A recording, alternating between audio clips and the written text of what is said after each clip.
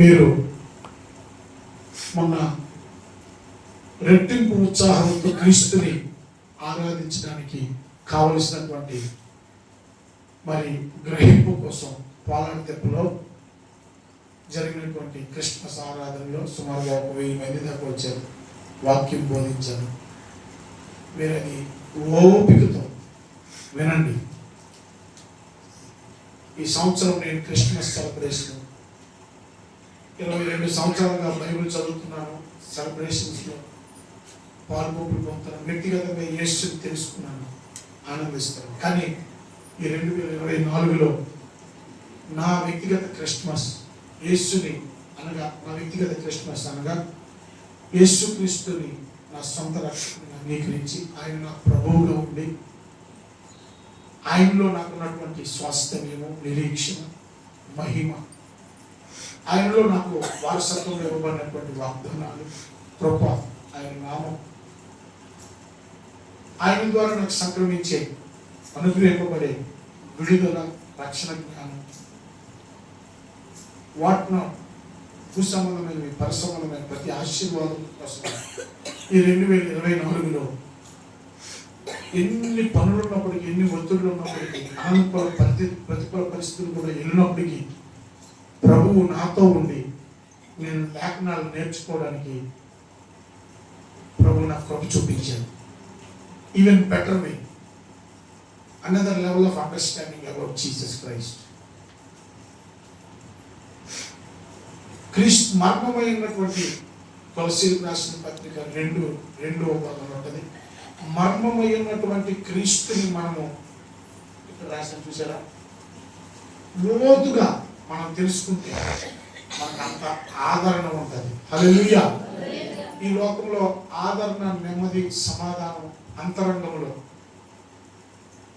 బయట ఉన్నటువంటి మన మేడమెద్దులు, పలుకుబడి, గౌరవం, స్నేహితులు, ధనం, ఆస్తి, జ్ఞానం, ఐశ్వర్యం, అర్హతలు, మరి డిగ్రీలు, ఇవన్నీ అంతరంగంలో ఇవ్వబడినటువంటి క్రీస్తు యేసు ద్వారా కలిగే సమాధానానికి, నెమ్మదికి, జ్ఞానానికి, దీనికి దానికి అసలు పంపనే ఉండదు. యేసయ్య మనకు దొరకడం గొప్ప భాగ్యం. చెప్పండి కూడా దేవుని నామమున హల్లెలూయా. అందుకే యేసయ్య మత్తయి సువార్త 13, 14, 15లో శిష్యులతో, అన్న ప్రజలతో మాట్లాడుతూ అంటానండి, ఉపమానాలు చెప్తూ, ఎవరినైతే చూడాలనుకున్నారు, ఏ మాటలైతే వినాలనుకున్నారు, ఎవరినైతే తాకాలనుకున్నారో, మీ పితరులు అబ్రహాం మొదలుకొని ప్రవక్తలు వీళ్ళందరూ పాత నిబంధనలో ఉన్నారు, వారికి ఆ భాగ్యం కలగలేదు. మీరు ఇప్పుడు చూచిన మీ కన్నులు ధన్యం, వినిన మీ చెవులు ధన్యం. హల్లెలూయా. హెబ్రీయులకు రాసిన పత్రిక 1:1-2 వచనాలు, ఈ యుగాంతమందు దేవుడు తన కుమారుడైన యేసుక్రీస్తు ద్వారా మనతో మాట్లాడుతున్నాడు. 2000 సంవత్సరాలుగా విమోచన కార్యం, రక్షణ జ్ఞానం, మానవ సంబంధాలు, మానవ అభివృద్ధి, మానవ జ్ఞానం, మానవ ఎదుగుదల, మనుషులు నేను ఇది సంపాదించాలి, సాధించాలని చెప్పిన వాటన్నిటిలో నుండి రిజల్ట్గా అబ్బా ఇది సాధించాడు, ఇది గొప్పది, దీనివల్ల మనిషి ప్రయోజనం, అదంతా భౌతిక సంబంధమైనది. మానవ అంతరంగాలని, తలంపులను, మానవుని అంతరంగంలో నెమ్మదిని, సమాధానమును, నిరీక్షణను, నిశ్చయితను క్రీస్తు యేసు మూలానే దొరుకుతాయి. అంతరంగంలో సమాధానం ఇంకెక్కడ దొరకదు. హల్లెలూయా. కనుక ప్రియమైన దేవుని బిడ్డలారా, ఈ సంవత్సరం యేసయ్యను మీరు ఇంకా లోతుగా తెలుసుకోవాలి. ఈ లోకంలో అండి ముగ్గురు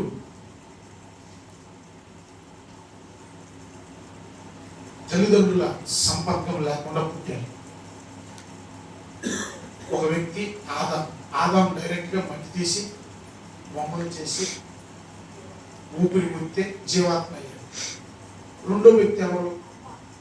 ఆదాము ప్రకటనకులు తీసి అమలు చేశారు. వీళ్ళిద్దరు కూడా ఎవరు లేరు? అమ్మ లేదు, నాన్న దేవుని సృష్టించారు. మూడో వ్యక్తి ఎవరు? యేసయ్య. యేసు ప్రభు కన్యక గర్భవతి కుమారుణ్ణి. కన్యక గర్భవతి అవుతుంది. అది ఏదో ఒక ప్రకృతి అతీతమైనటువంటి శక్తి, ఆత్మ, బలమై ఉండాలి. ప్రకృతి సంబంధ సహజంగా అయితే స్త్రీ పురుషులిద్దరూ కలుసుకోవాలి. కానీ దైవజనాల యేసయ్య కన్యక గర్భవతి కుమారుణ్ణి, పరిశుద్ధాత్మ వలన ఆమె గర్భవతి ఆయన. సో యేసు ప్రభు పుట్టుకలో పరిశుద్ధుడైన దేవుని కుమారుడుగా ఆయన లోకానికి వచ్చాడు. దేవునికి స్తోత్రం. ఎందుకు పరిశుద్ధుడైన దేవుని కుమారుడుగా ఈ లోకానికి? కొందరు అంటున్నారండి యేసు ప్రభు పుట్టాడని, కొందరు అంటున్నారు యేసయ్య వచ్చాడని, కొందరు అంటున్నారు యేసయ్య పంపబడ్డాడని, కొందరు అంటున్నారు యేసు ప్రభు వారు ప్రత్యక్షమయ్యాడని, కొందరు అంటున్నారు యేసు ప్రభు వారు అప్పగింపబడ్డాడని, కొందరు లేఖనం 3:16 యోహాను సువార్తలో, యెషయా 9:6లో ఆయన మన కొరకు పుట్టెను, మన కొరకు శిశువు పుట్టెను, మన కొరకు ఆయన అనుగ్రహింపబడిన. ఒక్కొక్క ఆయన పుడితే నీకేంటి? చూడండి ఈ లోకంలో అంటే ప్రశ్న ఒకటి. అమ్మా, మానవులందరికీ ఒక ప్రశ్న ఉంటుంది ఉండదా? తెల్లవారు లేచినంటే ఏది చేసినా ఇందులో నాకేంటి అనే ప్రశ్న వేసుకుంటారు, వేసుకోవాలి. చెప్పండి అమ్మా, ఆటో ఎవరైనా కిరాయి కట్టంటే ఎంత లాభం వస్తుందని, ఎంత తిరిగి వస్తుందని అడుగుతూ వాళ్ళు. ప్రతి ఒక్కరు కూడా నేను సేవ చేస్తున్నాను, సేవలో యథార్థంగా డైరెక్ట్ పాయింట్లోకి వస్తాను. సేవలో మంద కాసినప్పుడు మంద పాలు మీద వస్తాను. నేను ఇచ్చే పిడుగులు బియ్యము కానుకల మీద నా భార్య పోషించుకుంటూ సేవ చే. నువ్వు పనికి వెళ్ళావు, నీ కూలి చెరువు వేసుకున్నావు అంటే ప్రతి మనిషి డైరెక్ట్గా ఇండైరెక్ట్గా తన ప్రయోజనాన్ని, దాగి ఉన్న ప్రయోజనం ఏంటి అనేది వెతుకులాడతాం. యేసయ్య పుడితే నీకేం ప్రయోజనం అనే ప్రశ్నను వేసుకోవాలి. యేసయ్య వచ్చాడంటే అది నాకేంటి? మంచి ప్రశ్న, మంచి సమాధానాలు వస్తాయి. గత వారం కొన్ని ప్రశ్నలు వేసుకున్నాం, దాన్ని నివృత్తి చేసుకున్నాం. ఇప్పుడు మరొక ప్రశ్నలు వేసుకోండి. యేసయ్య పుడితే నాకు ప్రయోజనం ఏంటి? యేసుని నమ్ముకుంటే నాకు ప్రయోజనం ఏంటి? యేసయ్య నాకు అనుగ్రహింపబడ్డాడంటే నేను కోరుకోకుండా నా స్థితిగతిని చూసి అదృశ్యుడైనటువంటి, అనంతుడైనటువంటి, ఓంకారుడైనటువంటి, వాక్యమైనటువంటి పదార్థంతోనూ, కాలంతోనూ, స్థలంతో సంబంధమైనటువంటి ఆ నిరాకారుడు, శూన్యమైనటువంటి, ఎవరు సమీపరాని తేజస్సులో ఆయన మాత్రమే వసించు అమరత్వం కలవాడైనటువంటి ఆ దేవుడు ఈ లోకానికి యేసుక్రీస్తు ద్వారా ప్రత్యక్షమయ్యాడు. ఆయన ప్రత్యక్షమైతే నాకేంటి? ఆయన వస్తే నాకేంటి? ఆయన అనుగ్రహింపబడితే ఆ అనుగ్రహం నేను పొందుకుంటే నాకు ప్రయోజనమే అనే ప్రశ్నలు మీరు వేసుకోవాలి. దేవునికి స్తోత్రం కలుగుతుంది. ఇప్పుడు నువ్వు పార్కెళ్ళినా, పనికెళ్ళినా 1000 రూపాయలు పడుతుందంటే, 2000 పడుతుందంటే ఆ వచ్చేటటువంటి బహుమానం నువ్వు చూస్తావు కదా. ఆ రోజంతా పనిలో నువ్వేం చూస్తావమ్మా? అంత కష్టపడి ఎందుకు కూలి చేస్తావు? అంత కష్టపడి ఎందుకు ఉద్యోగం చేస్తావు? అంత కష్టపడి ఎందుకు ఆ పని చేస్తావు? నువ్వు పొందుకోబోయే ప్రతిఫలం. దేవునికి స్తోత్రం. ఆ ప్రతిఫలం నువ్వు చూస్తుంటావు. నువ్వు దేనికి చూస్తుంటావు? పొందుకోబోయేటటువంటి ప్రతిఫలం. ఆ పొందుకునే ఆ 1500 ప్రతిఫలం, ఆ పొందుకునే ఆ 1,00,000 రూపాయల జీతం, ఆ పొందుకునే ఆ వ్యాపారం లాభం, ఆ పొందుకునే చెరువులో పంట, ఆ ప్రతిఫలము నీ ముందు కనబడుతూ, నీ ఆత్మలో నిరీక్షిస్తూ, దానిని చూస్తూ చెరువు చుట్టూ తిరుగుతావు. కష్టం వచ్చిన, కన్నీరైనా, నీ ఇంట్లో ఇబ్బంది ఉన్నా, పెట్టుబడి డబ్బులు లేకపోయినా, ఇది వేస్తే కదా నాకు ఏదో వస్తుంది అని నీ ప్రయత్నాన్ని ఆపవు. అట్లాగే యేసుని నమ్ముకుంటే నీకు ఏం ప్రయోజనం కలుగుతుందో తెలిసిపోయింది అనుకోండి. ఈ క్రైస్తవ జీవితము ప్రతిఫలం కళ్ళుతో చూస్తున్నాం కనుక ఈ ప్రయాణంలో అర్ధరాత్రి చెరువు నీళ్ళు పెట్టడానికి వెళ్ళినట్టుగా, మోటార్ వేయడానికి వెళ్ళినట్టుగా, దోమకాటు పొలానికి ఎరువు కొట్టినట్టుగా, ఎన్ని బాధలున్నా, రోగమున్నా, జ్వరమైనా, కష్టమైన, సుఖమైన, ఇబ్బంది అయినా నీవు నీ కర్తవ్యాన్ని అలాగైతే నిర్వర్తిస్తావు, అంతేకంటే ఇంకా ఎక్కువ తీవ్రతతో, రెట్టింపు ఉత్సాహంతో యేసుక్రీస్తుని నీవు పొందుకున్నడు ద్వారా, ఆయన నమ్ముకున్నడు ద్వారా నీకు కలిగే ప్రయోజనం ఏదో నీ కంటికి కనబడితే, నీ ఆత్మలో నిరీక్షిస్తే, అది నీకు అర్థమైతే ఈ క్రైస్తవ నడక, యేసుని ప్రేమించే విధానం, యేసు కొరకు బ్రతికే విధానం వేరొక లెవెల్లో వెళ్ళిపోతుంది. చప్పట్లు కొడితే హల్లెలూయా. కనుక ప్రియమైన దేవుని బిడ్డలారా, ఈరోజు మీకు క్రిస్మస్లో చిన్నగా 3 మాటలు చెప్పి ముగిస్తాం. మొదటి క్రిస్మస్లో 3 గుంపులు ఉన్నాయి. ఒక గుంపు యేసుని ఆరాధించిన గుంపు, ఇంకొక గుంపు యేసుని ఈ లోకానికి అందించిన గుంపు, ఇంకొక గుంపు యేసుని వ్యతిరేకించిన గుంపు. ఒక గుంపు యేసుని ఈ లోకానికి అందించారు. ఎవరు? మరియా, యోసేపు. దేవునికి స్తోత్రం. మరియా, యోసేపు ఈ లోకానికి యేసుని ఏం చేశారమ్మా? అందించారు. ఒక క్రిస్మస్లో 3 గుంపులు ఉన్నాయి. మొదటి క్రిస్మస్లో ఒక గుంపు యేసుని ఈ ప్రపంచానికి అందించారు, ఇంకొక గుంపు యేసుని ఆరాధించారు, ఇంకొక గుంపు యేసుని వ్యతిరేకించారు. ఎందుకో ఎలాగ వాళ్ళు అందించారు, ఎలాగ వీళ్ళు ఆరాధించారు, ఎలాగ వీళ్ళు వ్యతిరేకించారు, ఈ 3 తెలుసుకొని ఈరోజు ముగించుకున్నాం. చూడండి, మనం చాలా సంవత్సరాల నుంచి క్రిస్మస్ వర్తమానాలు వింటూ ఉన్నాం. మనకు తెలిసిన పేర్లు యోసేపు, మరియమ్మ ఇద్దరు కూడా యవనస్తులు.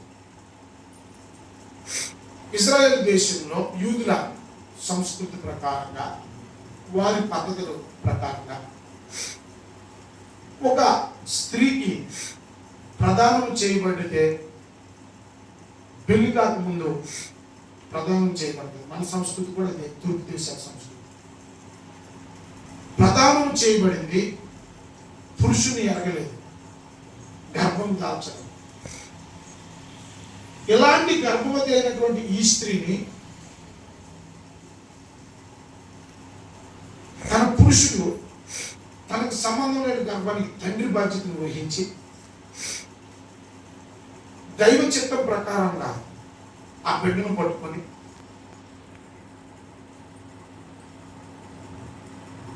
బ్రతికే విధానం, వీళ్ళిద్దరూ మధ్యలో ఉన్నటువంటి మరియమ్మ, యోసేపు ఇద్దరు దేవుని చిత్తానికి, ఆ రక్షకుడు ఈ లోకానికి రావడానికి వీళ్ళు చేసిన సమర్పణ, త్యాగం, వీరు ఉన్న విధానం మనం ఈరోజు మొదటి పాయింట్. వీరు యేసుని ఎలాగో అందించారంటే, ఒకటి,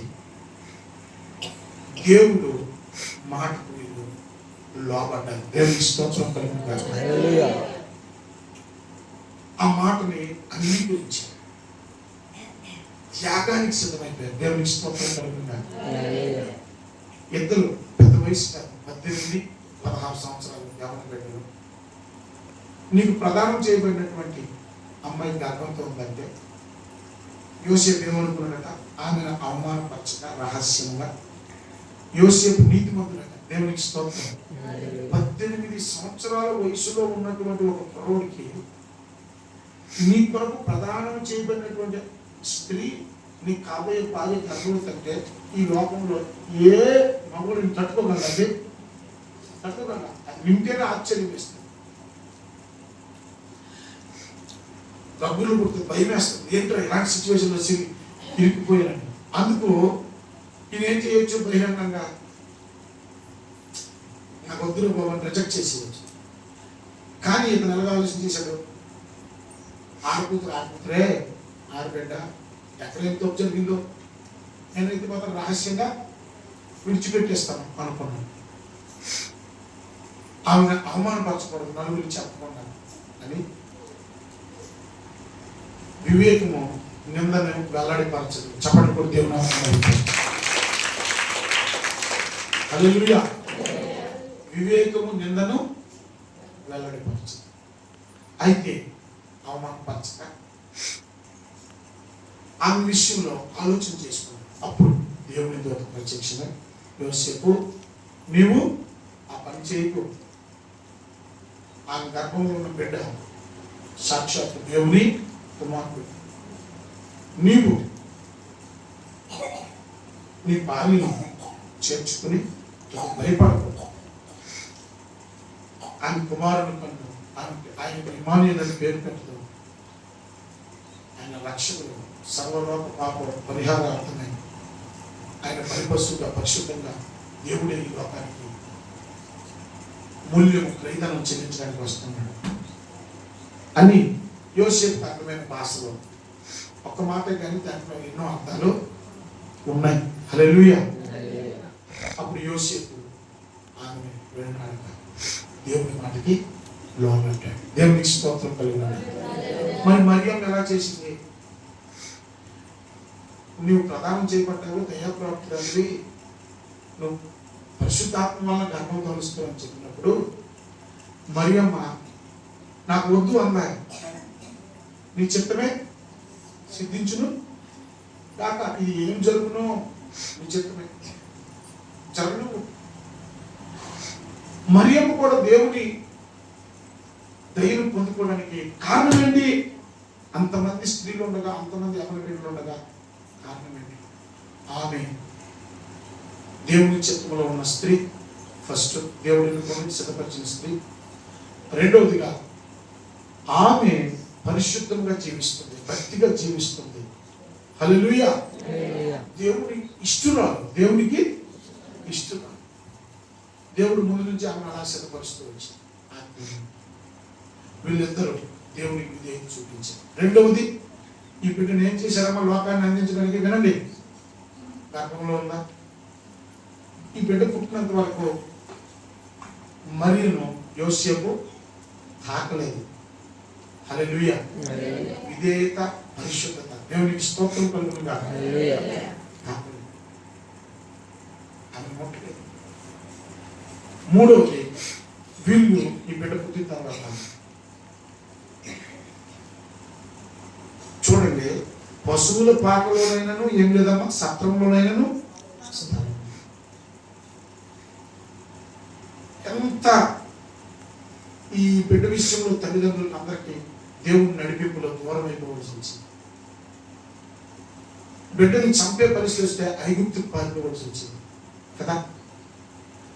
2 సంవత్సరాల పిల్లలు ఏ రోజు చంపేది, శత్రువు మరణించినంత వరకు దేవుడు అక్కడ దాచాడు.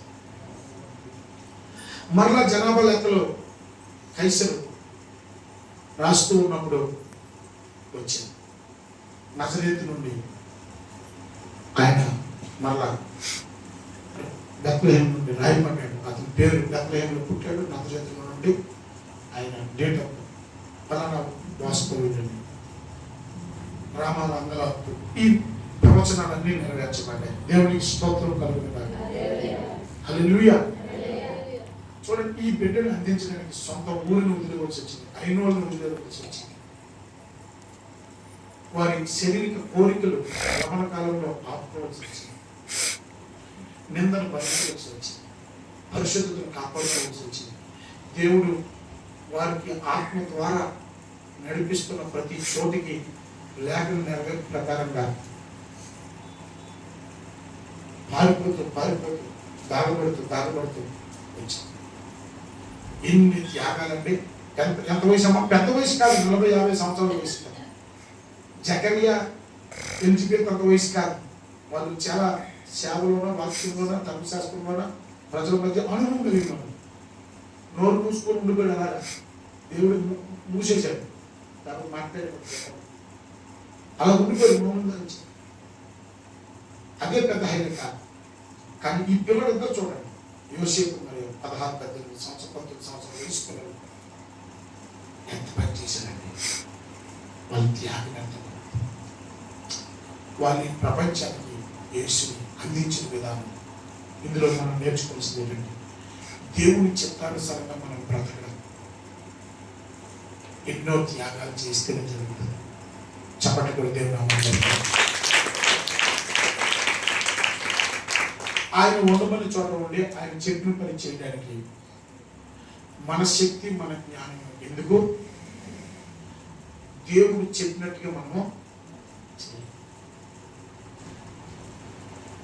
ఆయన చెప్పినట్టుగా చేయాలంటే విధేయతకు ఎంతో మూల్యం చెల్లించాలి, పరిశుద్ధతకు ఎంతో మూల్యం చెల్లించాలి, ఎంతో సమర్పణ త్యాగం చేయాలి. అప్పుడే మనం యేసుని ఇతరులకు అందించగలం. స్వార్థ ప్రకటించడంలో, యేసుని ఇతరులకు అందించడంలో యోసేపు మరియు బాధ్యత ఫస్ట్ పాయింట్. రెండవది యేసుని ఆరాధించడం. ఎవరు ఆరాధించారు? వాళ్ళు జ్ఞానులు, దేవదూతలు కదమ్మా. జ్ఞానులు ఎక్కడి నుంచి వెళ్ళారు? తూర్పు దేశం నుంచి. బంగారము, గోళము, సాంబ్రాణి కానుకలుగా అర్పించి సాష్టాంగ పడ్డారు. మీరు జాగ్రత్తగా వినండి. లూకాసు సువార్తలో యేసు ప్రభు వారు పశువుల పాకలో ఉన్నప్పుడు బల్లలు వెళ్ళారు. ఆ సిచ్యువేషన్కి జ్ఞానులు వెళ్ళిన సిచ్యువేషన్కి చాలా తేడా ఉంది. ఇమీడియట్గా వెళ్ళారు. ఎవరు? గొల్లలు. గొర్రెల కాపరికి, పొలంలో ఉన్నటువంటి గొర్రెల కాపరికి దేవదత్త ప్రత్యక్షమే మీరు వెళ్ళండి, పొత్తుగొడ్లతో చుట్టబడి పశువుల తొట్టులో ఉన్నటువంటి ఒక శిశువు మీకు చూచిన ఆనవాళ్ళు అని చెప్పారు. వెళ్ళి చూశారు. వాళ్ళు విన్న వాటిని చూసిన వాటిని బట్టి అనేక మందికి ప్రచురము చేశారు, నమస్కరించారు, పూజించారు. దేవునికి స్తోత్రం కలుగునుగా, దేవుని మహిమపరిచింది. అయితే జ్ఞానులు తూర్పు దేశం నుంచి ఆకాశంలో నక్షత్రం చూశారు. దేవునికి స్తోత్రం కలుగునుగా.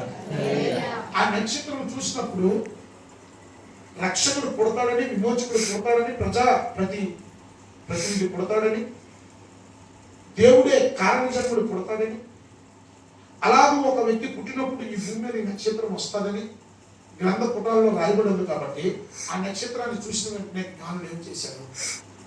అనేక మంది ప్రయాణం అయ్యారట. అరే ఈ నక్షత్రం వచ్చింది, ఆయన కావాలని, చూడాలని, సేవించాలని అని. కానీ చాలా మంది వెళ్ళలేకపోయారట. కొంతమంది, ఒక ముగ్గురు జ్ఞానులు, ఒక నలుగురు జ్ఞానులు, కొంతమంది, ఎంతమంది అని కాదు, కొంతమంది జ్ఞానులు మాత్రం చివరి వరకు ఎలా ప్రయాణం చేశారమ్మా? అమ్మా, ఇరాన్ నుండి అక్కడికి 1500 కిలోమీటర్లు పైన ఒంట్ల మీద వాళ్ళ ప్రయాణము అరణ్యంలో, ఎడారిలో ప్రయాణం చేస్తూ. ఇప్పుడైతే మనకు సరిపోయి మన విమానం మీద వాళ్ళు ఉన్నాయి, ట్రైన్స్ ఉన్నాయి, బుల్లెట్ ట్రైన్స్ ఇప్పుడు ఉన్నాయి. అప్పుడు ఆ సరిపోయి ఉన్నాయా? చూడండి, బంగారము, వాళ్ళను సాంబ్రాణి ముందుగా అది కానుక సిద్ధపరచు. వారి ప్రయాణం ఎంత దూరం చూడండి.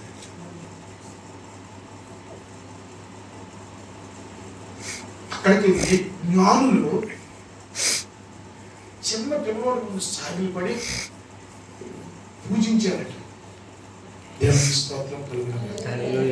అందుకే చిన్నపిల్లల మన మనసు మారాలి. హల్లెలూయా. బంగారం రాజుకు చూచింది, సాంబ్రాణి యాజకుడికి చూచింది, బాలము బలి పశువుకు చూచింది.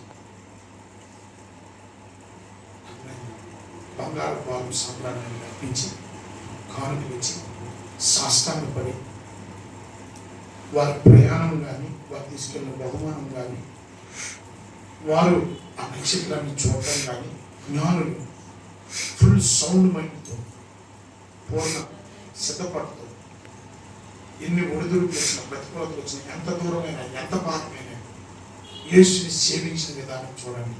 చప్పటి కొట్టి దేవుని నామమున హల్లెలూయా.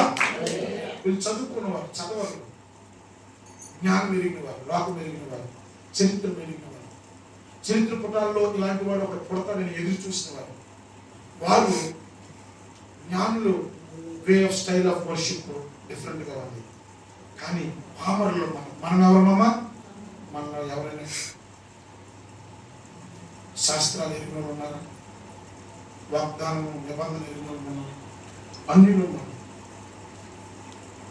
మనం పామరులు. చూడండి ఎంత గొప్ప విషయం అండి. లోకంలో 2 వర్గాలు, పామరులు, పండితులు. పామరులు, పండితులు. పండితులతో దేవుడు ఎలా మాట్లాడాడు? పామరులతో డైరెక్ట్గా మాట్లాడాడు. దేవునికి స్తోత్రం. ఇదిగో మీ కొరకు దావీదు పట్టణంలో రక్షకుడు మహా సంతోషకరమైన శుభవార్త. దేవదూతలు కూడా సృష్టికర్త సృష్టిగా మారిపోయి లోకానికి వచ్చినప్పుడు మహా సైన్య సమూహం దేవదూతలు వచ్చి భూమి మీద యేసుని పూజించారు. దేవునికి స్తోత్రం. సృష్టి మొత్తం పూజించింది యేసు. కనుక ఆరాధించిన వాళ్ళు ఎలాగ ఆరాధన చేశారు? ఆరాధించడమే కాదండి, ఈ జ్ఞానులు ఎంక్వైరీ చేసుకుని ఆరాధించారు. దేవునికి స్తోత్రం. నక్షత్రాన్ని ఆరాధించారు. రాజు దగ్గరికి ఎంక్వైరీ చేశారు. ఆరాధించిన వాళ్ళు ఎంత వివేకంగా, రాజు కన్నింగ్తో ఏమన్నాడు? మీరు వెళ్ళి చూసిరండి, నాకు చెప్పండి, నేను సేవిస్తాను. దేవత ప్రత్యేక మళ్ళీ వాళ్ళకి ఏం చెప్పింది? మీరు అక్కడ వెళ్ళకండి, వేరే రోడ్లో వెళ్ళిపోయి రాజును కలవకుండా వాళ్ళు వెళ్ళిపోయారు. దేవునికి స్తోత్రం. ఆరాధించడంలో కూడా అవసరం అనుకున్నప్పుడు దేవుడు మనతో మాట్లాడే విధానం చేతనే మనం ఆరాధన చేయాలి. దేవునికి స్తోత్రం. కానుకలు ఇవ్వడం ఒక ఎత్తు, దేవుని సన్నిధికి వెళ్ళడం ఒక ఎత్తు, ప్రయాణం చేయడం ఒక ఎత్తు. మనము చర్చి పక్కన ఉండే మనం రాము. శనివారం ప్రార్థన, శుక్రవారం ప్రార్థన. ఊళ్ళో నుండే రాము, పక్క ఊళ్ళో నుండే మీటింగ్కి రాము. కానీ వీళ్ళు ఎంత దూరం వెళ్ళారు? యేసుని అర్థం చేసుకుంటేనే లేఖనాల్లో జీవం ఉందని ఎరిగారు. ఇశ్రాయేలీయులు లేఖనాల్లో జీవం ఉందని ఎరుగుతున్నారు. ఎదుగుతుంటే వేసానండి, నేనే ఆ లేఖనాలలో ఉన్నటువంటి వ్యక్తిని చెప్పాడు. అబ్రహాం కంటే ముందు ఉన్నవాడు. హల్లెలూయా. కాబట్టి ఆరాధించే విధానం కూడా చూడండి. మీరు ఎలా యేసుని ఆరాధిస్తున్నారు? ఈ సంవత్సరం యేసుని ఆరాధించే విధానం మారిపోవాలి. హల్లెలూయా, హల్లెలూయా. మూడవదిగా ప్రియమైన దేవుని బిడ్డలారా, యేసుని వ్యతిరేకించిన ప్రజలు. యేసుని వ్యతిరేకించారు. మత్తయి సువార్తలోని వీళ్ళు ఉన్న 2వ అధ్యాయంలో 1 నుంచి మనం చదివితే, ఈ జ్ఞానులు రాజు దగ్గరికి వచ్చారు. రాజు ఏమో ఏం చేశాడు? 4వ వచనంలో ప్రధాన యాజకులను, శాస్త్రులను, ప్రజలలో ఉన్నటువంటి పెద్దలను, జ్ఞానులను పిలిపించారు. పిలిపించి క్రీస్తు ఎక్కడ పుట్టును అని అడిగాడు. అమ్మా అడిగి ఏమన్నారు? యోధా దేశపు బెత్లెహేమా, నీవు యోధ ప్రధానులలో ఎంత మాత్రమును అల్పమైన దానవు. ఎక్కడ పుట్టారో ఈయన చెప్పారు. ఎవరు చెప్పారమ్మా? శాస్త్రులు, ఉపదేశకులు, ప్రధాన యాజకులు రాజుకు చెప్పారు. ఎక్కడ పుడతారో తెలుసు, పక్కనే ఉన్నారు. ఎక్కడో ఉన్నటువంటి తూర్పు దేశపు జ్ఞానులు వచ్చారు.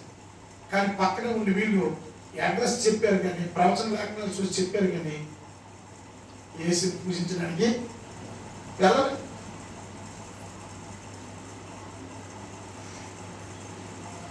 ఎందుకు వెళ్ళకపోయి ఉంటారో? బిజీ షెడ్యూల్, మత ఆచారాలు, కార్యక్రమాల్లో, అధికారం, పనిపాట్లలో, రాజు బాధ్యతల్లో. రాజుకైతే నేను రాజుగా ఉన్న ఇంకోటి పుట్టాడని స్వార్థం ఉంది, అహంకారం ఉంది, వారి వ్యతిరేకిస్తూ ఉన్నాడు. మరి వీళ్ళకి ఏమైంది?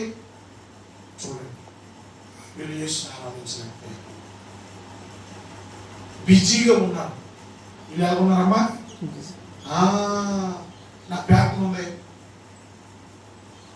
వ్యక్తి వ్యక్తిగతంగా యేసుని సేవించడం అనేది individual choice and everyday decision. దేవునికి స్తోత్రం.